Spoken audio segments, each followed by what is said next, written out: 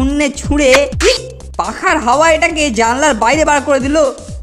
আজকাল দেখছি বাইরের খাবার খুব স্কুলের মধ্যে আমদানি হচ্ছে, এটা তো ঠিক নয়। আমি আজকে পুরোপুরি চেক করে দেখব যাতে কেউ স্কুলে বাইরের খাবার আনতে না পারে। উফ উফ, জ্বলে গেল জ্বলে গেল। উফ, আরে আমার টাকে প্যানকেক। হ্যাঁ, এই মরেছে প্যানকেক একবারে সুপারিনটেন্ডেন্ট স্যারের টাকে। এটা কার কাণ্ড, কার কাণ্ড? দেখি তো দেখি তো, কে এটা ফেললো? আমি বরং এই প্যানটাকে তাই লুকিয়ে ফেলি। আমি চাই না স্যার এটা শুদ্ধ আমাকে ধরুক। এই তো নোনটা ফোনটার ঘরেই রেখে যাই।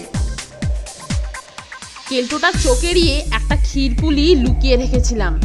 এবার আমি এটা অর্ধেকটা খেয়ে বাকিটা নোনটের জন্য রেখে দিই।